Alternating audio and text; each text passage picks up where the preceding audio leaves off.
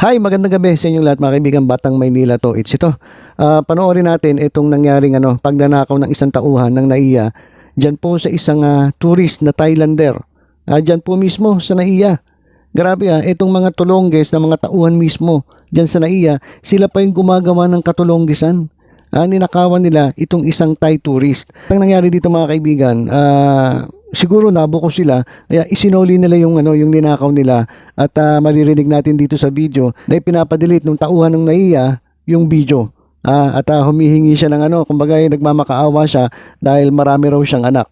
So ito, panoorin po muna natin bago natin pag-usapan. Kasi mga kaibigan, nagsalita po si Senator Grace po tungkol po dito. So after nito panoorin ay panonoorin natin yung video na kung saan talagang tinuligsa ni Senator Grace po itong nangyari diyan sa NAIA. Ito, panoorin po natin itong video na ito. Okay? Okay? Liveอยู่นะครับขอรับเลยครับ Please delete the video so minutes have been finished.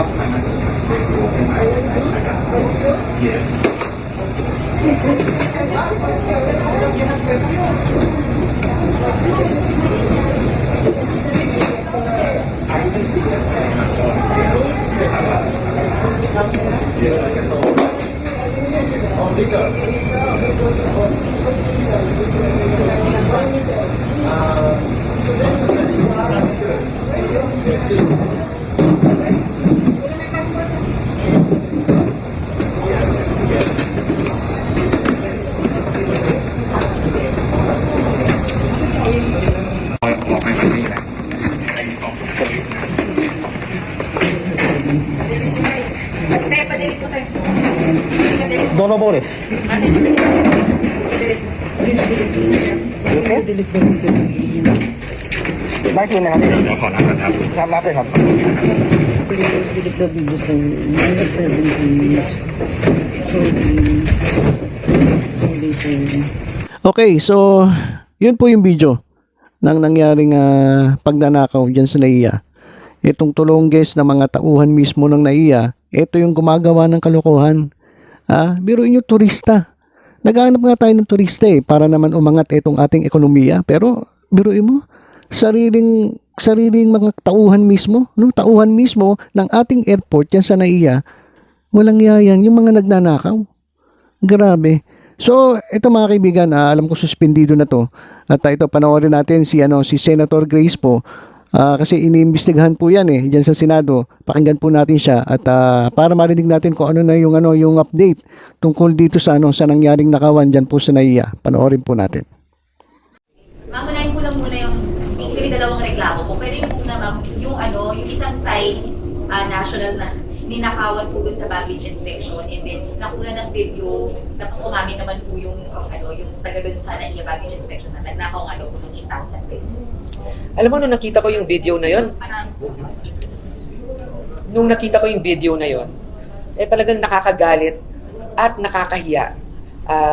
Isa na namang problema ito sa reputasyon ng NAIA, ng ating airports.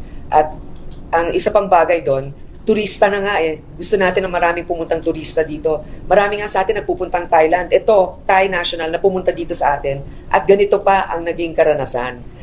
Kung sino yung security na dapat magpoprotekta sa atin, sila pa mismo ang gumagawa ng kalokohan. At hindi lang minsan nangyari yan. Mismong sa staff ko minsan, nanakawan din ng Apple Watch nung dumaan sa security. Bigla na lang nawala, parang naglaho. So, alam ko na inaksyon na ito. They were put on administrative leave or they were, I don't know if they were outright fired, but kailangan malaman sa MIA kung ano pa talaga ang naging aksyon nila dito. Alam ko yung Office of Transportation Security ay na-imbestigahan na to. Gusto ko makita kung meron bang CCTV mismo rin na nakunan ang insidenteng ito. Kasi nakikita lang natin ngayon ay galing lang sa isang nag-post. Pero yung actual footage galing sa CCTV ng airport, maring dapat hingin natin. Suspendido na ngayon yung limang kasamang, yung involved dun sa incident, but you think it is enough to suspend? I think yung SOP kasi suspended pending an investigation and a final decision on the matter, what administrative sanctions will be given. Para sa akin, hindi lang dapat suspendido ito kasi napakamasela ng kanilang trabaho at hindi magandang ehemplo sa iba.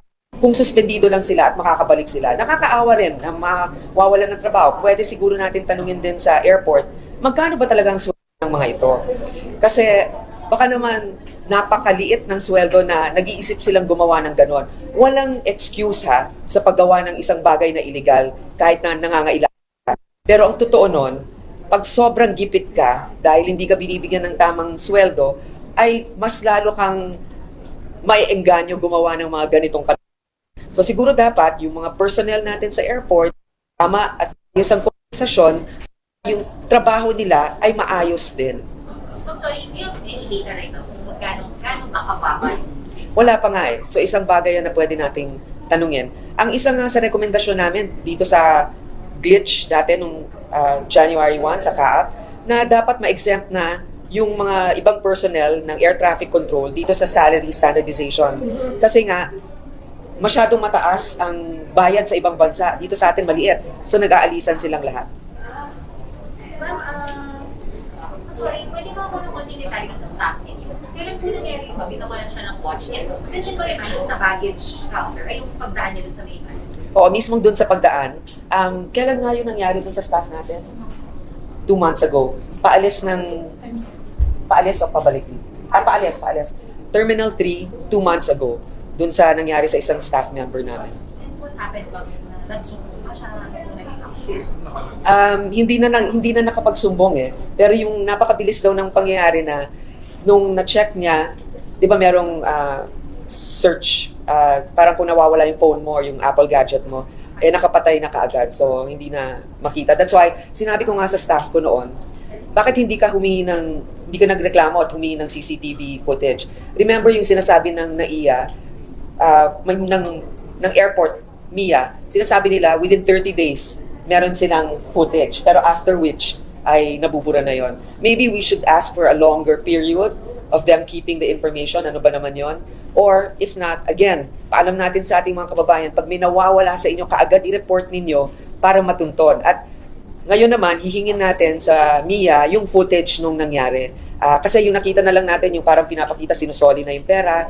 Pero yung actual, paano ba nangyari yung pagnanakaw doon, pag dumadaan, may kamay ba na sumusulpot doon sa ilalim ng, di ba? Parang, so ngayon, pagka dumadaan yung gamit mo doon, talagang tututukan mo na kasi baka may mawala, di ba?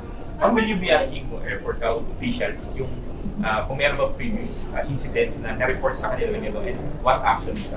Yes, that's a good suggestion. We might as well. Remember, if we get that data, ito yung mga na-report. Sabi nila, may mga 10 cases, which baka hindi. But I think it might be more than that. Ngayon, hindi naman natin sisisihin lahat ng security personnel doon. May mangilan-ngilan. Kaya nga, para hindi natin lahatin, dapat maklaro ng Manila International Airport Management kung sino-sino ba yung mga sangkot at kung ano-ano ba yung mga nahuli sa kanilang CCTV. Should they also be charged criminally?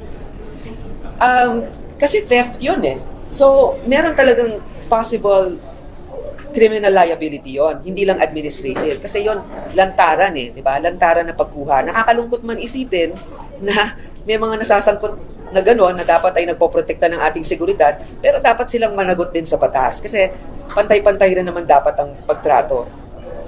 Okay. Kaya nga, parang magician.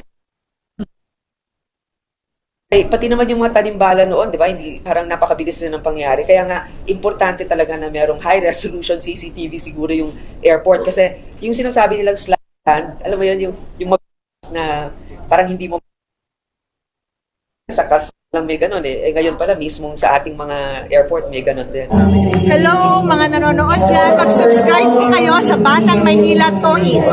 Ay, mali, ganyan pala.